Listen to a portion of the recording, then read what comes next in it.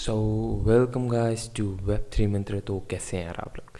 तो यार इस वीडियो में हम बात करने वाले हैं सॉलिडिटी इंटरफेसेस की। ठीक है, तो ये हमारे सॉलिडिटी कोर्स का जो है लास्ट टॉपिक है। इंटरफेस में आपको लास्ट में बता रहा हूँ। ठीक है, अब लास्ट में क्यों बता रहा हूँ, क्योंकि ये लास्ट में आना चाहिए था इसलिए। ठीक है तो शुरू करते हैं इंटरफेसेस। तो उससे पहले बताना चाहूँगा कि मैंने एब्स्ट्रैक्ट कॉन्ट्रैक्ट्स आपको समझाए, लाइब्रेरी समझाई, वर्चुअल एंड ओवरराइड फंक्शंस आपको समझाए। ठीक है, तो ये लास्ट टॉपिक है हमारा interface.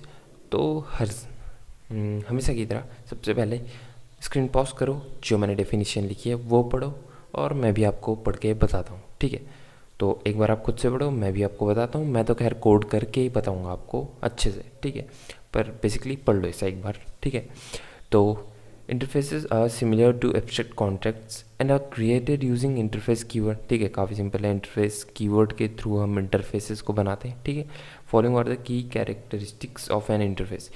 Interface can not have any function with implementation. तो उसमें यार देखो, एब्स्ट्रैक्ट कॉन्ट्रैक्ट में मैंने आपको बताया कि एब्स्ट्रैक्ट कॉन्ट्रैक्ट में आप कुछ फंक्शंस या मतलब अनइम्प्लीमेंटेड रख सकते हैं। वो अनइम्प्लीमेंटेड कैसे होते हैं वो मैंने आपको पुरानी वीडियोस में मैं बता चुका हूँ। ठीक है, तो इंटरफेस जो चीज़ है ना, उसमें कोई भी फंक्शन जो है उसको हम इम्प्लीमेंट नहीं करेंगे। वो बेस कॉन्टेक्ट होगा बेसिकली, जिसमें खाली नाम डिफाइन होगा फंक्शन का, उसकी विजिबिलिटी डिफाइन होगी।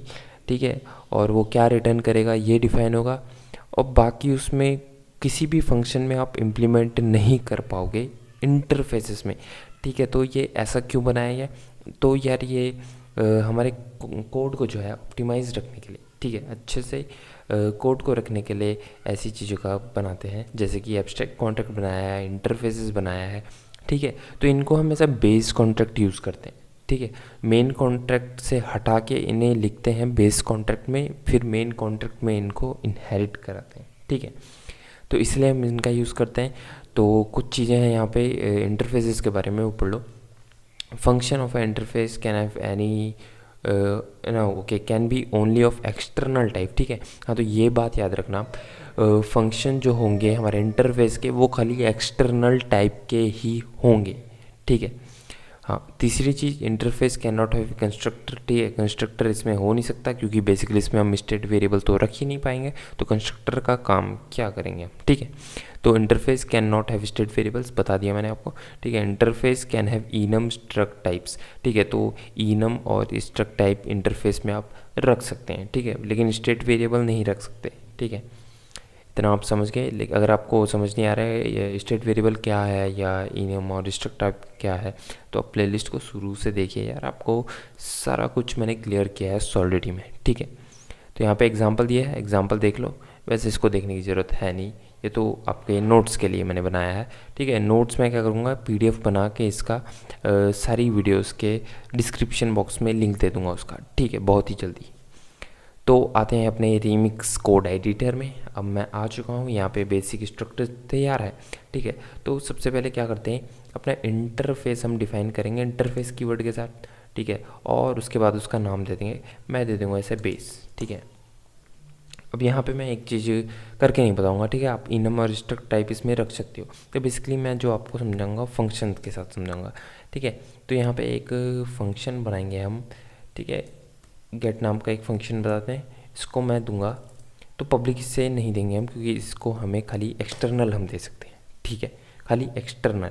अब ये प्योर हो सकता है, ये व्यू हो सकता है, ये ठीक है, प्योर और व्यू में से कोई सा भी हो सकता है। और यहाँ पे मैं दूंगा कि ये रिटर्न कराएगा। और एक चीज़ मैं, हाँ, एक चीज़ मैं जो है इंटरफेस में डालना भूल गया, ये है कि इंटरफेस के अंदर जो आप फंक्शंस बनाओगे वो बाय डिफ़ॉल्ट वर्चुअल डिफाइन रहेंगे। ठीक है, वर्चुअल एंड ओवरराइड क्या करते हैं, मैंने आपको पिछली वीडियो में बताया था, पुरानी वीडियोस में बताया है मैंने। ठीक है, तो आपको इसको वर्चुअल देने की ज़रूरत नहीं है, ये by default virtual function generate कर देता है। ठीक है, जितने भी फंक्शन हम बनाएंगे उनको बाय डिफ़ॉल्ट ये वर्चुअल रखता है, क्योंकि देखो ये इम्प्लीमेंटेड फंक्शन तो है नहीं। तो इसको क्या करेंगे, हम मेन कॉन्ट्रैक्ट में इम्प्लीमेंट करेंगे ही, तो उसमें आपको ओवरराइड देना ही पड़ेगा, तो इसीलिए इन्होंने बाय डिफ़ॉल्ट इसको वर्चुअल रखा है, ताकि आपको हर फंक्शन के लिए वर्चुअल कीवर्ड देना ना पड़े। ठीक है, अगर वर्चुअल एंड ओवरराइड आपको समझ नहीं आ रहा है, वीडियो देख लो यार, सारा बनाया है मैंने सॉलिडरी के ऊपर, ठीक है, प्लेलिस्ट में। तो यहाँ पे रिटर्न एक काम करते हैं, ये यूनिट रिटर्न कराएगा। ठीक है, अब इम्प्लीमेंटेशन क्या होता है, जैसे मैं अगर यहाँ पे रिटर्न दूँ, ठीक है, अगर मैं 1 लिखूँ तो ये मुझे एरर दे रहा है। तो बेसिकली इम्प्लीमेंटेशन हम इसे कहते हैं, जो करली ब्रेसेस के अंदर रहता है, जिसमें फंक्शन की बॉडी डिफाइन होती है। ठीक है, तो लेकिन हम इंटरफेस में ऐसा कर नहीं सकते। एब्स्ट्रैक्ट कॉन्ट्रैक्ट में आप अनइम्प्लीमेंट और इम्प्लीमेंटेड और अनइम्प्लीमेंटेड दोनों फंक्शन रख सकते थे, लेकिन इंटरफेसेस में आप खाली अनइम्प्लीमेंटेड फंक्शन रखोगे। ठीक है, जिनको हमने डिफाइन नहीं किया। तो बेस नाम का हमने इंटरफेस बना लिया, इसमें मैंने एक फंक्शन बना लिया छोटा सा। अब यहाँ पे मैं मेन कॉन्ट्रैक्ट अपना लिखूँगा और इसको बेस से इनहेरिट करा दूँगा। ठीक है, तो इतना मैंने कर दिया। ये मुझे एरर क्यों दे रहा है, क्योंकि यहाँ पे एक अनइम्प्लीमेंटेड फंक्शन है, तो ये कह रहा है इम्प्लीमेंट करो यार, तो आपको इम्प्लीमेंट करना ही करना पड़ेगा, नहीं तो कंपाइलर आपका एरर थ्रो कर देगा।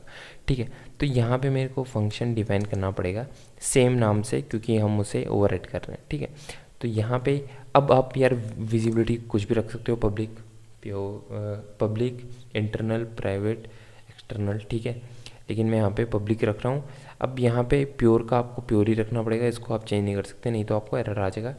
रिटर्न्स में आप यूनिट ही रखोगे, जो कि डिफाइन किया है पहले से ऊपर। ठीक है, अब यहाँ पे रिटर्न मैं करा दूँगा 1, चाहे 2 लिख दिया मैंने। ठीक है, अब ये मेरे को एरर दे रहा है। एरर ये इसलिए दे रहा है क्योंकि मैंने यहाँ पे ओवरराइड डिफाइन नहीं किया है, तो मेरे को ओवरराइड देना पड़ेगा, क्योंकि ये जो है ना ओवर रिडन फंक्शन है, कि बेस कॉन्ट्रैक्ट से जो इंटरफेस से हमने पहले से बनाया है उसको हम इम्प्लीमेंट कर रहे हैं, ओवरराइड कर रहे हैं सेम फंक्शन को।